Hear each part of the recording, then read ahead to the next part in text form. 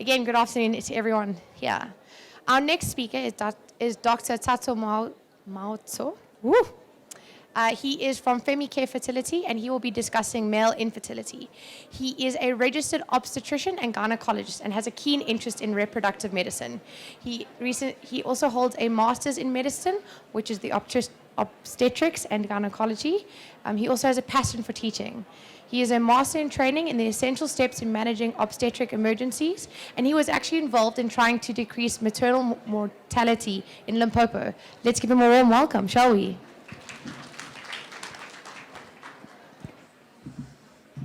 Good afternoon. I'm guessing it is afternoon.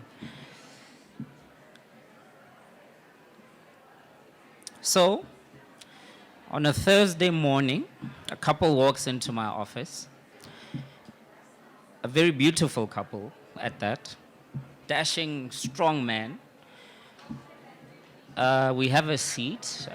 It turns out they've had infertility for about 3 years. And as we talk through it, it turns out that the male partner has at some point took steroids, so testosterone for gym. And so after speaking to the couple, it becomes clear that the male partner is there primarily to support the wife. So he's very proud to be there for his wife. So we start the workup, which we'll go through. Now it turns out that once we did a semen analysis on the male partner, there was no sperm in the semen. So now this becomes now a problematic thing, because now the male partner was adamant that he's there to support the wife. We'll get back to my story. So I'll be talking about male infertility. And as already mentioned, I will self-advertise. So I'm from FemiCare Fertility in Pretoria. So the definition of male infertility is the inability to produce and deliver by normal sexual intercourse and ejaculate containing spermatozoa with the capability of causing conception in the partner at a normal rate of about 20% per month. So it means that normal female partner, normal male partner, trying to fall pregnant, have an underlying fertility rate of 20% each month. So according to the WHO, 1 out of 4 couples in developing countries is said to be affected by infertility. But we know that in our setting, it's more around 1 to 6, 1 in 6, rather. So of that cohort of patients, in other words, the patients who are struggling with fertility, 43% of those patients have a male factor. So the problem is with the male. So that's about half. That's almost half. Yet most of us have sat here for 2 days. We've spoken about polycystic ovarian syndrome. We've spoken about endometriosis. We've spoken about tubal factor, IVF cycles. And this is the first talk on male infertility. Yet half the time, the problem is with the male. So in Africa, we have a problem. And our problem is that of barrenness and plenty. So you get those couples who are fertile having lots of babies. You have 6, 8 babies. And those obviously who have problems with fertility having no babies at all. So we have seen an increase in infertility, especially looking at Southern Africa, North Africa, West and Central Africa. There's a map that I'm going to show you later just to shock you a little bit. So we know that over the years, from about 1970, we've seen a decline in our fertility rates. So just to highlight how bad the situation is for the male, in 1989, 64% of normal-looking sperm was considered normal. Now we're looking at 4%. So if you have 4% of normal sperm, which means 96% of your sperm is abnormal, you're still considered to have a normal semen analysis. Interestingly. Now, just the comparison between us and our primates, cousins, they have about 10 times bigger testicles, and theirs they hang in the open. And so they have much more sperm compared to us. So our normal is about 39 to 250 million per ejaculate. So we've seen with the changing of the times, we're wearing tighter underwear, tighter trousers. There's an increase in obesity. There's more exposure to toxins and heavy metals. And believe it or not, even your cell phone. Cell phone has radiation next to your pocket, killing the sperm as you're walking. There's an increase in drug and steroid use. There's now hot tubs and spas and saunas killing sperm. There's laptops on your lap killing sperm. Smoking and alcohol consumption has also been on the increase. So all of these things contribute to the decline in the quality of sperm that we see today. And this is just to highlight body habitus. With an increase in your BMI, you get an increase in estrogen levels, and that lowers your testosterone levels. So it's bad for both male and female partners. So speaking about fertility trends, the green line illustrates the threshold for keeping up your population. So in other words, replacing the dead population. So all those countries where the fertility rates, then that's in red, that's the more recent one, are below that line, it means there's a decline in the population. Now looking at Kenya, which is our closest relative, the fertility rate has halved, but it's still above the green line. So the population, they're replacing their population, so they're going up. This is the map I was talking about. Now these are fertility rates, 1970 versus 2014. And you can see that Africa was very fertile in the 70s, and now we're starting to see a decline in that. So South Africa is looking at 2 to 3 babies per couple, and that's overall, and that's in 2014.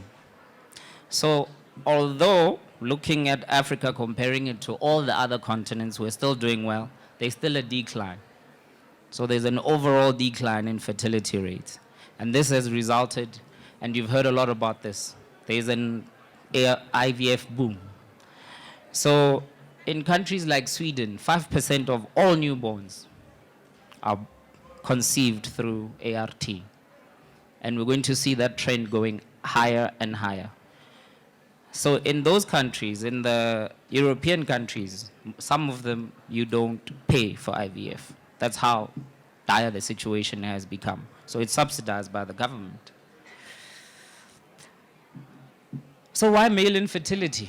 As I said, it's a blind spot for us. I mean, I've attended many conferences, and usually there's one talk on male fertility. One talk. So what I will be covering is then an overview of male fertility. And we know that with a decreasing fertility in the male, there's an increase in how unhealthy you are. So you get, if you're infertile, there's a 30% higher risk of developing diabetes, 48% higher risk of developing heart disease, 19% higher risk of developing depression, 67% risk of abusing drugs. So overall, your health declines as your fertility declines. So it's an important factor. So like I said, about half the time when we see a problem in our investigation of the couple, about half the time the male is responsible. So before I get into the nitty-gritty, I thought I should just have an overview of sperm formation or spermatogenesis. So us men, we're different from females. So females, you're born with a certain number of eggs. Over time, it's decreasing. So I'm sure you had a slide previously with one of our other speakers, where at 40, there's a huge decline in your fertility as a woman. So us men, we make sperm. So every 74 days, You make a new batch of sperm. So let's talk about sperm formation a little bit. So you get your brain producing GnRH, which is gonadotropin releasing hormone. That tells another part of your brain, which is the anterior pituitary, to make gonadotropins. So the IVF lecture before, the FSH and the LH that they were talking about, those are gonadotropins. So you produce those normally, men and females. So LH for men starts first. It takes more precedence. So it acts on the Leydig cells which are in your testicles. So your testes, your Leydig cells now have LH in them, and that tells the Leydig cells to make testosterone. So the testosterone that's in the testes is different from the rest of the body. Once that testosterone is made, then it goes into your Sertoli cells, which is the male equivalent of your granulosa cells, and then you start making sperm. So it is under intratesticular testosterone. Then FSH comes in and acts on your Sertoli cells, which means now proliferation of that sperm. So FSH proliferates sperm, so you make more sperm. But you cannot make sperm without intratesticular testosterone, okay? I'll get back to that a little bit later.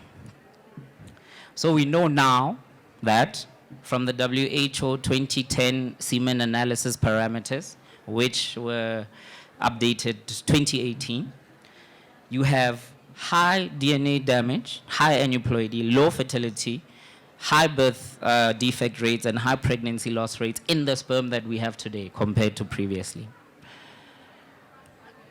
I will speak a little bit about endocrine testing a bit later, so I'll come back to a similar slide. So just to simplify matters, oligospermia, decreased count. So low sperm count is oligospermia.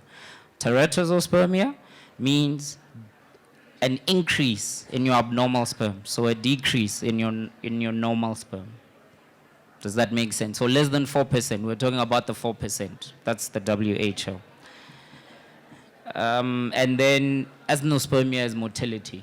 So we want sperm to go forward. Sometimes it swims sideways and backwards. So how did the WHO come up with these parameters? So the parameters we're talking about is the lowest 5%. So it's the 5th centile of the cohort of men that they tested. So it means these are the worst of the worst. So if we're looking at you just making normal, it means you are 5% of normal, the lowest 5%. Now, when it comes to causes, to simplify things, we're going to talk about pre-testicular, so before the testicle, testicular, and post-testicular. Okay, so pre-testicular means central. It means something is wrong in the brain. Those hormones we're talking about, FSH and LH, there's something wrong with those hormones, or GnRH. Okay, so all that's just a summary of the causes. The testicular causes involves the testicles. Now this we will dwell a little bit on because these are sometimes reversible. So you've got your varicocele, trauma that one of the speakers was speaking about, and infections. Chromosomal abnormalities, which is why it's important. Part of our workup, secondary workup, is that we do a chromosomal analysis of the male. And then the post-testicular is plumbing problems. So you're making sperm, but there's a blockage somewhere in the system. So you can't get the sperm out of your testes. This one is usually the easiest to treat because you can just go to the testicle and suck out the sperm. Okay? So the majority of our patients, we don't find the cause. Those patients, that's everybody who comes into our clinic, comes in with a fertility issue. 34% of them, we don't know what the cause is. There is something else. But of those that we do find the cause, varicocele in males is still number one. And then those are the rest of the other causes. So hypogonadism, which is a passion of mine, but we'll get technical a bit later about hypogonadism, which we'll talk about. So the problem, and this is now a societal problem, is that women wait for Mr. Right. And we know that the longer you wait, the more abnormal eggs you have, and the less the number of eggs you have. But it's not just the woman. I might be guilty of this. Waiting for misright is also a problem of ours. So there's such a thing as advanced paternal age. So you get altered functions of the GnRH, which is the first signal that we spoke about in the brain, which leads to diminished testicular response to gonadotropins. And then you get your diminished hypopituitary response. And as the testosterone goes down, you get an increase in your sex hormone binding globulin, which binds to testosterone, which means there is less available testosterone to do the work, which then further declines your fertility rate. And all of this obviously leads to sexual dysfunction, muscle wasting, increased fat to lean body mass. It's my father who has a big belly and very thin arms. I'm sure it's very common in South Africa. Osteopenia, loss of body hair, impaired hematopoiesis, and memory loss. And I put Donald Trump there to illustrate the fact, because his father was 41 when he had him. So it illustrates the point that there's increased chances of having offspring that have problems if you have increased paternal age. And there is no guessing. One of our past presidents is also had an advanced paternal age, and there's no prizes for guessing who that was. Now, an approach to male infertility, we need to standardize the approach, and the approach hasn't changed much over the years. Still history and physical examination, and gynecologists hate this, but this means that you need to measure the testes of the male. And it also means that you need to do an ultrasound of the male, which we avoid, but we shouldn't. And then the next step is usually doing a semen analysis. So the semen analysis gives us a guide, because we know that if the semen analysis is normal, your hormones and your chromosomes should be fine. Okay, so we only go on to that step if your semen analysis has a problem. Okay, so, and now back to the couple I was speaking about. It was very traumatic for the male partner finding out that there was no sperm in his semen. Now, the initial feeling, and this was shared, was that you feel less like a man. There was a video that was played earlier where Womb Man, that was a very interesting video where the presenter said that she felt half like a woman. So the same thing happens to the male. But the important thing is that your semen analysis is not a measure of your manhood. It has nothing to do with it. This is a spectrum. So there are many studies illustrating this. So in this study, 52% of men with subnormal sperm parameters still achieve pregnancy in 3 years. So it might take longer, but in most of the cases, you will still get a pregnancy. So you're not less of a man. Even if you don't, it has nothing to do with that. The important thing is that there's an interplay between the male and female partner. So it takes two to tango. There's an interplay. So you can have a subfertile female with a subfertile male still getting a pregnancy. It might take longer, but you can still be pregnant. Okay? Now, this is azospermia. It's slightly technical, but it goes back to the simplified version of pre-testicular, testicular, and post-testicular causes of azospermia, which the male partner had. So no sperm. So we remember oligo means decrease, but azo means no sperm whatsoever. So we'll get into it in the next slide. So, like I said, I am very passionate about gonadotropin use in males. So you've spoken about IVF in female partners, specifically looking at ovarian hyperstimulation. So because the same hormones are produced by the man, there's a role for them. Okay? So if there's a problem in the brain, that's easy enough. We give them the hormones that are produced in the brain. So the easiest thing to start with, as I said, the LH is the one that stimulates everything. So we start with the LH, which is beta-HCG in our sense. So it's another hormone that has similar action compared to LH. So we start with that, okay? Eventually, we might need FSH, so you need to keep monitoring. And if you need FSH, then you start FSH. Okay, so that's the easiest way with azospermia. Now, the next thing is if there's a problem in the testes. So if there's a problem in the testes, your hormones in the brain are now increased because they are trying to say to the testes, make more sperm. But the testes are not responding. All right? So in the past, this is where now testosterone used to come in. So they said, okay, if the problem is the testes are not working, let's give you testosterone. Now, the problem is the testosterone in the blood is different from the testosterone in your testicle. So there is a blood testicular blood barrier that we speak of. So your blood testosterone goes up, and that tells the brain that, okay, we have a lot of testosterone now. You must switch off. So you switch off your brain.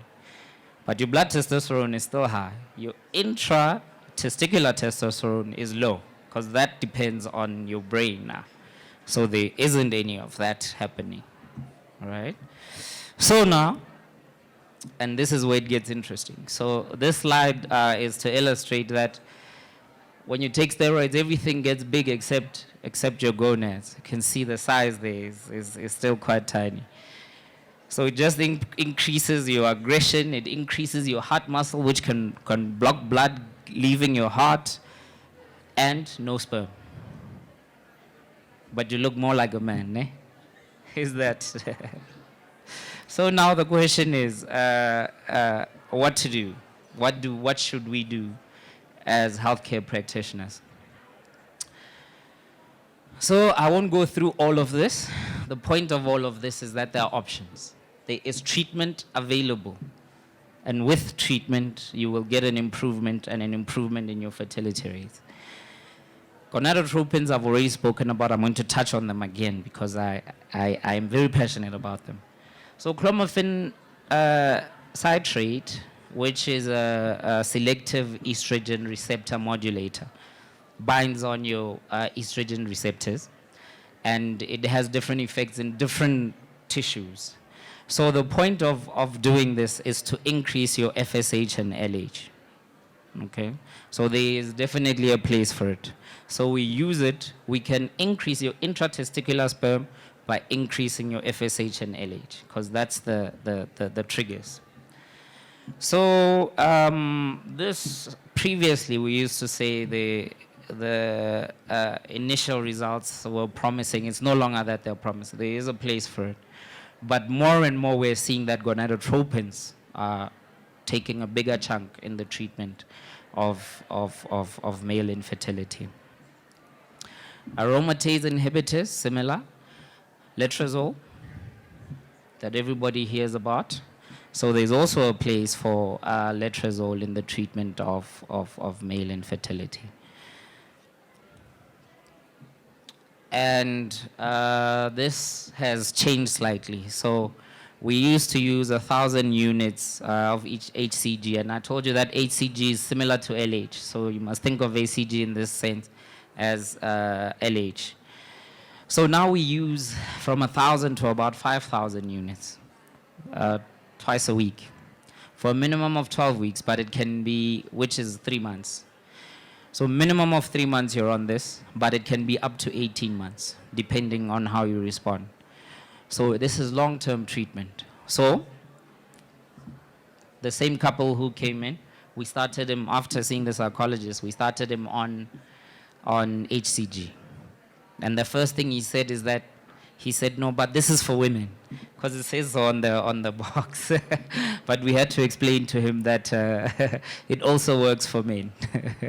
So you can use for your secondary hypogonadism. In this day and age, the first port of treatment is gonadotropins. So because that means that your brain is switched off. So there is no place for other things of antioxidants and things. If you're hypogonadotropic, hypogonadism, it means that you're going to start that patient on beta-HCG and possibly on FSH later on. Okay? For your non-obstructive azospermia, same thing. So, Prof. Esteves, who is from Brazil, is very passionate about the subject. And he found that even in those patients who have non-obstructive azospermia, you can still, a non-obstructive azospermia is hypo. You can still use your gonadotropins. There's an improvement in your mean total testosterone, and your mean combined testes volume increases, and mean sperm count went from 0 to about 36, which is a lot. And that's million sperms per mil. I told you that plumbing problems are easy for us. So there are different ways to get sperm out of the testes. There's a move now towards us using microsurgery, because that has better yields. So we get what we call micro tesi, which we used to do. I think the Stellenbosch group used to do a lot of, but unfortunately, Prof. Zarabi, I think, is now in New Zealand. So I'm not sure if there's anybody doing it. But we are trying to get more of our urologists to do it. So we should be having a workshop on it in December at FemiCare. And yes, you have seen a lot of pharmacological companies here selling different vitamins, and the vitamins all do the same thing, which is the antioxidants. So there's a theory that an increase in your reactive oxygen species then decreases your sperm count. So then you get your carnitine and psyllium and coenzyme Q10 and different vitamins. And there are different studies that have shown an improvement with different use of antioxidants in your pregnancy rates. But then equally, for those studies, there are also other studies that show that there is no effect for that. So if you're going to use it moderately and don't use it for too long. So 3 months, nothing more. And if all hell fails, you're going to come and see us at our fertility clinic, which means we're going to do ICSI. It's an option. Okay. More self-advertising on our part. This is FemiCare. And remember, this switch, I like that picture on the right, because you must switch on the male fertility. So currently we are off. Before you come and see us, lose weight, stop smoking, especially marijuana, reduce your alcohol intake. You can take your antioxidants. And remember, the sooner you see us, the better it is in the long run. And as I said, it takes two to tango. There's no blame. And that was a big thing. You know, the psychological effects of infertility can never be understated. So the big thing was now for this man who was ready to support the wife. He saw himself as a doting husband, but now he's the one with the problem. It took a lot of therapy for them first to accept, for him to accept that he was the problem, and for him to even start the treatment. It took a few months. And the take-home message, I think, it's for the entire weekend, is that it is possible. It is possible to have a baby. It's never lost. Thank you.